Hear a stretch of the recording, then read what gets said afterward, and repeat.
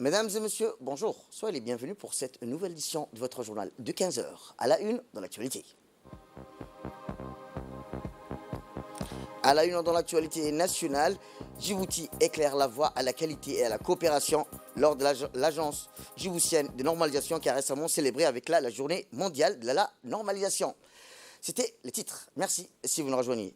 Eh bien, je vous dis dans le titre, l'agence djiboutienne de normalisation a récemment célébré avec éclat la journée mondiale de la normalisation en étroite collaboration avec les membres de la Commission électrotechnique internationale et de l'Organisation internationale de la normalisation et de l'Union internationale des télécommunications, sous la houlette du ministre du Commerce et du Tourisme, M. Mohamed Ouassama Dirié. Rappelons que cette célébration s'est déroulée sous le thème « Inspirant une vision commune pour un monde meilleur ».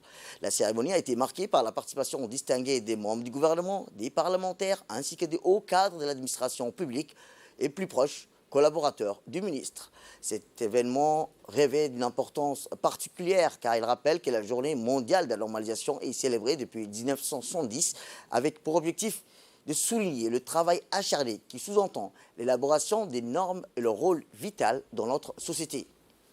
Le système de normalisation dans ce monde repose sur le principe de collaboration, démontrant ainsi la puissance de la coopération et de la conviction partagée. L'initiative de créer cette nouvelle structure, l'Agence djiboutienne de normalisation en 2021, est le fruit de la vision du président de la République, son Excellence Ismaël Omar Guelleh.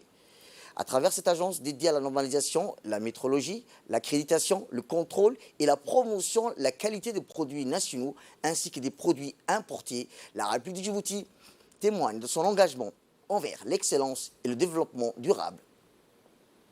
Cette cérémonie a servi de tribune pour rappeler l'importance cruciale des normes dans notre quotidien, que ce soit pour garantir la qualité des produits, assurer la sécurité des consommateurs ou faciliter le commerce international.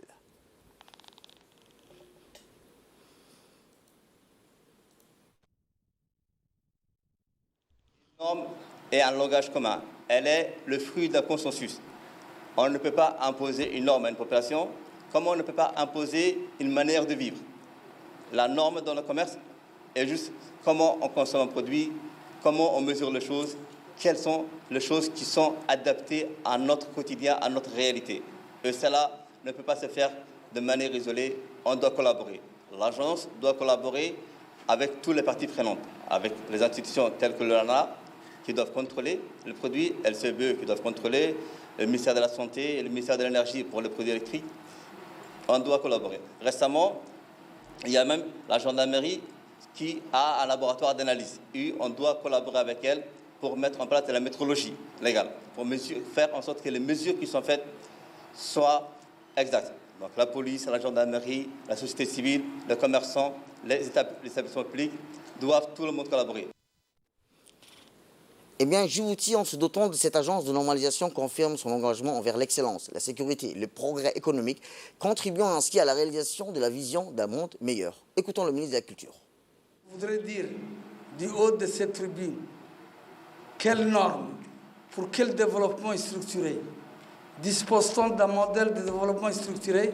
Oui, il y a le développement structuré. Rien que mon département, il y a l'agriculture, l'élevage, la pêche, et ainsi de suite.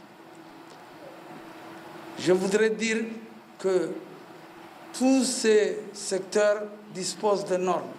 C'est en quelque sorte le code de la route du secteur concerné. Mais ici, on parle d'un langage commun pour toutes les normes sectorielles. C'est un travail très difficile. Et je voudrais remercier le ministre du Commerce pour avoir eu l'honneur d'instaurer pour la première fois les normes, l'agence de normes de la République de Djibouti. Ces normes, ce n'est qu'un début. Elle doit disposer, compte tenu de son vaste domaine, d'un renforcement des capacités, aussi bien au niveau matériel que humain. Eh bien, le ministre du Commerce et du Tourisme, M. Mohamed Ouassama Dirié, a souligné également la détermination du gouvernement et de l'ensemble du pays à œuvrer ensemble pour un avenir meilleur, fondé sur des normes de qualité élevées, la coopération internationale et la confiance mutuelle. Cette journée revêt d'une importance cruciale dans le monde de l'industrie, du commerce et de l'innovation, car elle met en lumière le rôle fondamental que jouent les normes dans la promotion de la qualité, de la sécurité et de l'efficacité dans tous les secteurs de notre économie. Lorsque nous parlons de la normalisation, nous ne parlons pas seulement des règles et des réglementations, mais de la pierre angulaire sur laquelle repose la confiance des consommateurs, la compétitivité de nos entreprises et la croissance économique de notre nation.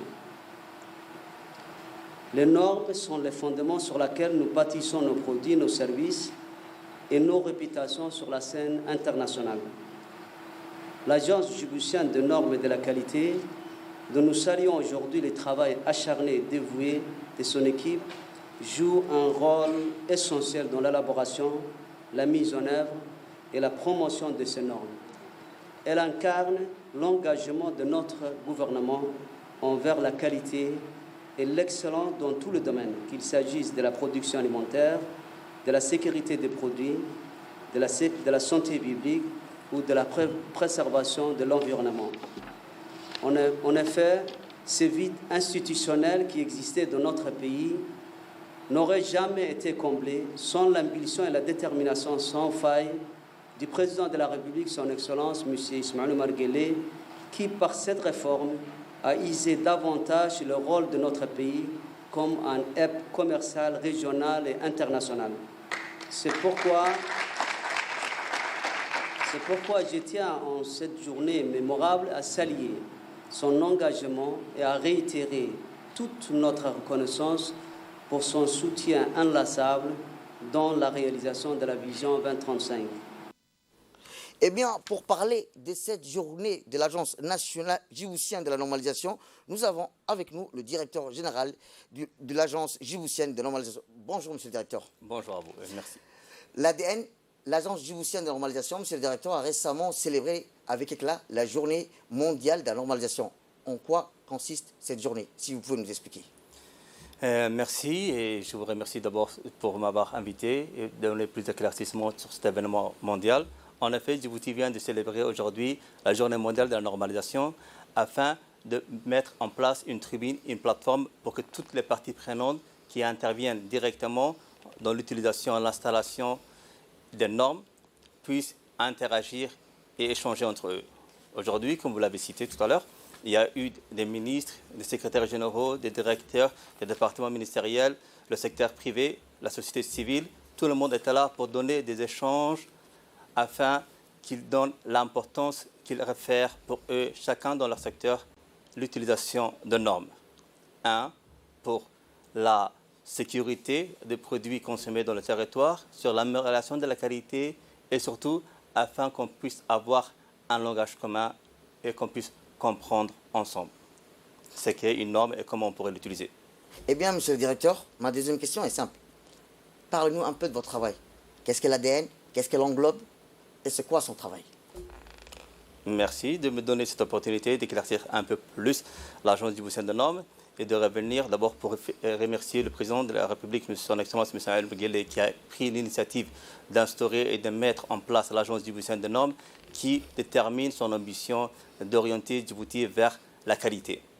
L'agence existe depuis 1 an et demi et elle est censée harmoniser les normes dans le domaine alimentaire, les normes dans le domaine industriel, les normes dans le domaine de construction, de la santé, de l'électricité, des produits électriques, afin de sécuriser le consommateur djiboutien qu'il puisse consommer, utiliser, acheter des produits sains et sûrs. Ça, c'est le premier rôle de l'agence. Donc, on doit élaborer des normes et établir des normes. Nous avons déjà une liste de différentes normes qui seront normalement être appliquées, adoptées par le gouvernement dans le domaine des produits alimentaires et dans le domaine de l'électronique et l'électricité. Mais aussi, ça nous permettra d'avoir une barrière. Le fait d'avoir instauré des normes dans un pays permet de pouvoir refuser des produits. À cause des règles de l'OMC, on ne peut pas refuser un produit qui rentre dans le territoire djiboutien sans raison. Et le fait d'adopter des normes, d'avoir une loi qui dit ce produit ne peut pas entrer, permet d'avoir une barrière. Donc l'agence est la barrière qui doit interdire le produit dangereux. Elle ne doit pas collaborer. Elle pourra faire ce travail tout seul. Elle devra collaborer avec les parties prenantes telles que le LANA, le laboratoire d'analyse, LCBE, dans le domaine de la construction, le ministère de l'énergie, dans le domaine des produits électriques, électricité, dans le domaine de l'élevage. Donc, nous devons collaborer ensemble afin que nous puissions ensemble mettre et déterminer quelles normes nous voulons à Djibouti, ensemble, et qui va contrôler ces normes-là. Dans votre discours, vous disiez que la gendarmerie avait un laboratoire. Est-ce que aussi la gendarmerie, elle aussi, doit collaborer? Oui, effectivement. La gendarmerie, nous sommes en relation avec la gendarmerie dans son laboratoire d'analyse médicale. Même si c'est un domaine bien spécifique, il y a la norme de 7025 qu'elle doit mettre en place. Elle doit être accréditée, certifiée, et l'agence, dans le domaine de la métrologie et de l'accréditation, doit certifier que les mesures établies par le laboratoire de la gendarmerie, mais ce n'est pas uniquement la gendarmerie, dans le domaine de l'analyse biomédicale, biochimique, des laboratoires privés, dans le secteur de la santé, on doit assurer que les mesures qui étaient faites par ces machines des laboratoires sont des machines exactes. Donc chaque année, on doit le contrôler. Donc les normes, c'est partout. Le compteur de l'électricité que nous avons tout le monde chez soi doit être certifié que les mesures qu'il fait sont des mesures correctes. La pompe à essence, quand vous achetez 20 litres, est-ce que les 20 litres ont été donnés? Est-ce que le compteur dans la pompe à essence a fait des calculs exacts? De la métrologie, c'est des normes. Donc l'agence doit travailler dans tout ça, et vu que le chantier est vaste, nous devons nous armer de partenaires, nous devrons nous armer de patience et de formation afin que nous puissions aller vers l'avant. Merci, monsieur le directeur, pour tous ces éclaircissements, et merci à vous de nous avoir donné l'opportunité pour vous questionner pour cette journée où l'agence a célébré avec face la journée mondiale de la normalisation. Merci à vous, monsieur le directeur. Merci à vous. Autre actualité, dans ce caseur, c'est sous le haut patronage du ministre du Travail chargé de la formalisation et de la protection sociale, M. Omar Abdissaïd, l'Agence nationale de l'emploi et de la formation et de l'insertion professionnelle a organisé un atelier sur les perspectives de l'emploi dans le secteur de la logistique. Cet atelier a vu la participation des directeurs généraux de l'entreprise, des responsables politiques, des représentants des institutions publiques et privées. L'objectif de cet atelier est de mettre en évidence l'importance cruciale de l'adoption de la plateforme numérique de l'ANEFIP au sein des ressources humaines des différents partenaires présents lors de l'atelier. Cette initiative s'inscrit dans le cadre des efforts du gouvernement dans la lutte contre le chômage des jeunes en République de Djibouti. En effet, les services publics pour l'emploi ainsi que les structures accompagnant à l'insertion professionnelle ont pour principal objectif la mise en place des mécanismes favorisant la réduction du chômage en République de Djibouti. Les plus grands directeurs, c'est-à-dire les directeurs qui embauchent le plus soient là, aux côtés du ministre. Mais je pense que vous comprenez la journée, l'objectif de cette journée, c'est de discuter avec le ministre. Le ministre vous écoutera. L'inquiétude que le transport logistique ressent doit être transmise au ministre du Travail pour qu'il puisse transmettre au gouvernement. Et nous, en tant qu'institution de l'État, nous devons également vous demander à ce qu'on puisse se rapprocher avec vous. Nous avons une plateforme numérique. Cette plateforme numérique de l'ANEFIP doit être disponible dans chaque association, surtout dans chaque transitaire. Eh bien, c'est l'appel à la prière. Nous reviendrons tout juste après. Eh bien, c'était l'appel à la prière. Eh bien, je vous disais, le gouvernement de Djibouti a fait de l'emploi des jeunes une priorité nationale, adoptant ainsi une politique nationale de l'emploi des jeunes avec un agenda personnel visant à une insertion maximale des jeunes dans le marché du travail.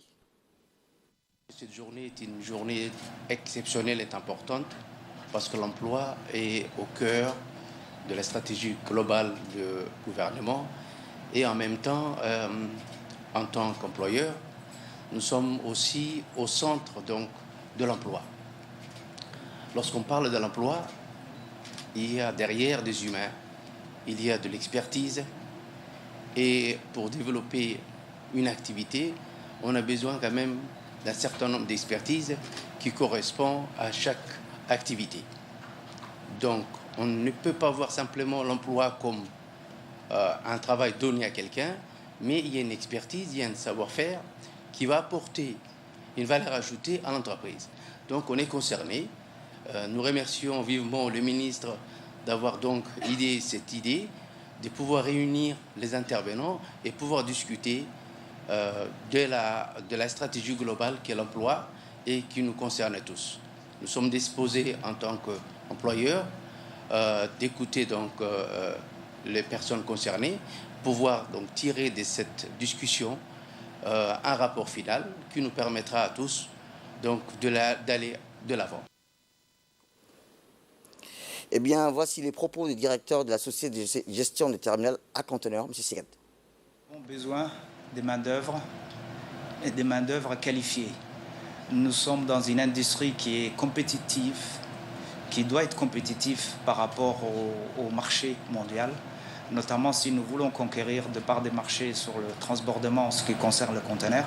Nous avons besoin de faire la compétition aux pays voisins qui sont les meilleurs, les pays du Golfe.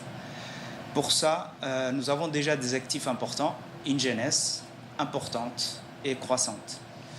Les sujets et les défis, c'est au niveau de la formation et l'adéquation entre la formation reçue par ces jeunes et les besoins de notre secteur. C'est vrai qu'il y a quelques années, ou une dizaine d'années, je crois, on a créé des secteurs de formation, notamment logistique, transport, qui sont de formation générale. Ces formations aujourd'hui, à notre sens, sont saturées. C'est des formations générales. Nos besoins à nous, c'est principalement dans les métiers techniques, des métiers de l'informatique, principalement. Donc, nous avons du potentiel et nous avons des possibilités de création d'emplois sur ce secteur. Nous pouvons faire croître notre industrie, mais nous avons besoin de ces qualifications. Eh bien, dans ses propos, la représentante de la banque a rappelé que les mises en œuvre du ministère du Travail chargé de la formalisation et de la protection sociale est de coordonner et de renforcer l'employabilité des jeunes demandeurs d'emploi.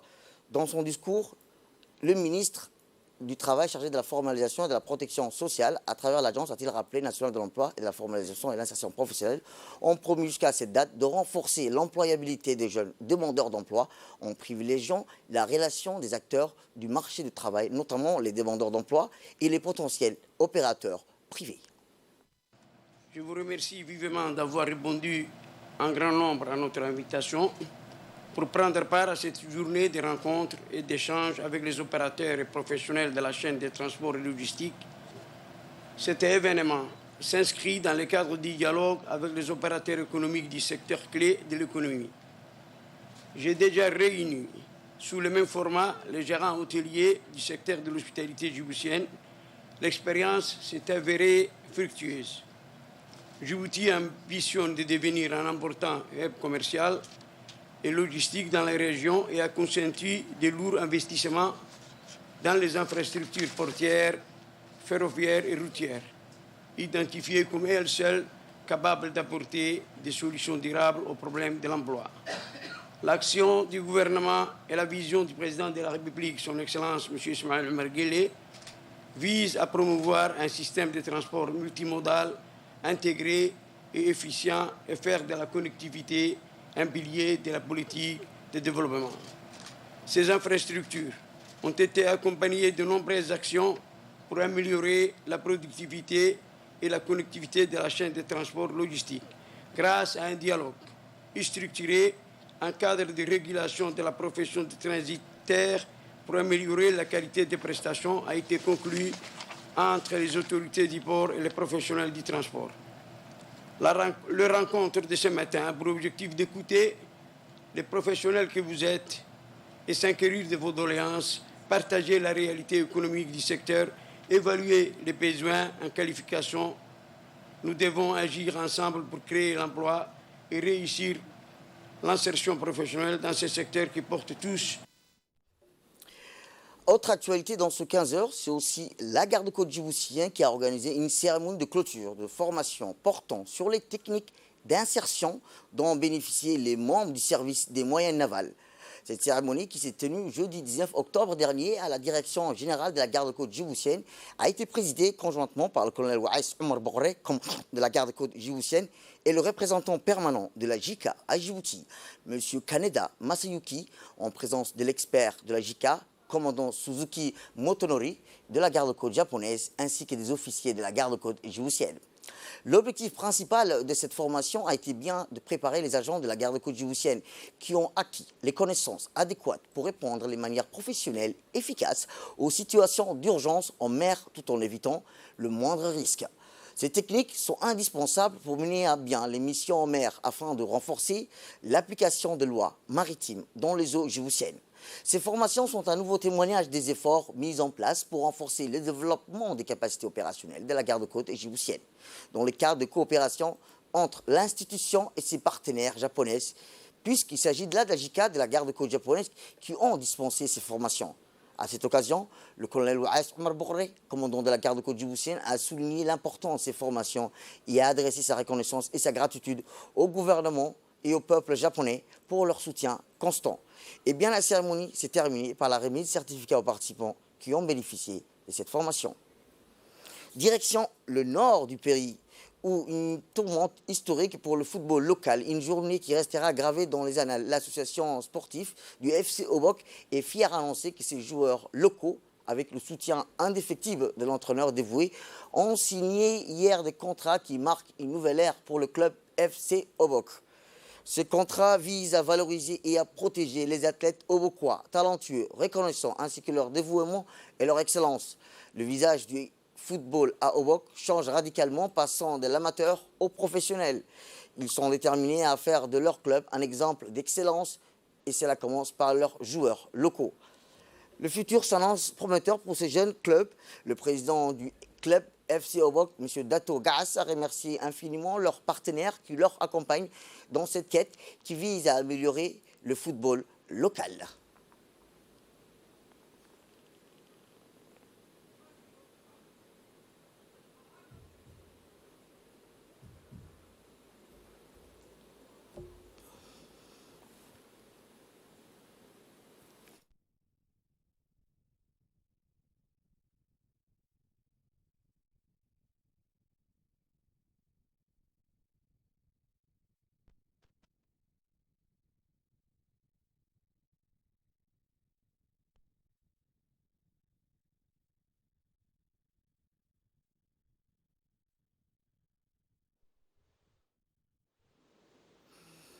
Et dans l'actualité internationale, le sommet du Caire sur le conflit israélo-hamas est clôturé sans accord de cessez-le-feu. Le sommet récent au Caire axé sur le conflit entre Israël et le Hamas a abouti à une impasse. Faute d'accord pour mettre un terme aux hostilités, à noter l'absence des représentants israéliens et américains, les dirigeants arabes ont fermement condamné les frappes israélienne sur Gaza, tandis que les leaders européens ont plaidé pour la protection des civils. L'Égypte a pris l'initiative d'organiser cette réunion, espérant qu'elle débouchera sur un appel en faveur de la paix. Ce sommet s'est tenu 2 semaines après une attaque meurtrière dans laquelle le sud d'Israël a suivi un blocus des frappes israéliennes massives sur Gaza. Cependant, les participants n'ont pas réussi à s'accorder à une déclaration commune. Autre actualité internationale, la Ligue africaine de football. Nouvelle compétition du CAF. Son top départ a été donné vendredi à Dar es Salaam, en Tanzanie, lors de la rencontre entre Simba Sport Club, une formation locale, et les stars égyptiennes Al-Ahli, outre les Tanzaniens, les Égyptiens, les Marocains, Wydad, Casablanca, les Tunisiens, l'Espérance de Tunis et le Sud-Africain, les Médoli Sondong, les Angolais, Petro de Luanda, les Congolais du tout-puissant Mazambé et les Nigériens Inimba participent à cette compétition. Et toujours dans l'actualité internationale, le déficit budgétaire américain en hausse de 23% en cours. L'État fédéral américain a enregistré un déficit budgétaire de près de 1700 milliards de dollars au cours de l'année fiscale 2023 qui s'est achevée en septembre, soit une hausse de 23% par rapport à l'année fiscale précédente, par rapport à vendredi le département du Trésor. Cet énorme déficit s'explique par le fait que les recettes ont diminué de 457 milliards de dollars par rapport à l'année précédente pour atteindre 4400 milliards de dollars. C'est tout pour cette édition. Merci à vous de nous avoir suivis. Restez avec nous, passez nos programmes télévisés. Le programme continue sur Télé Djibouti.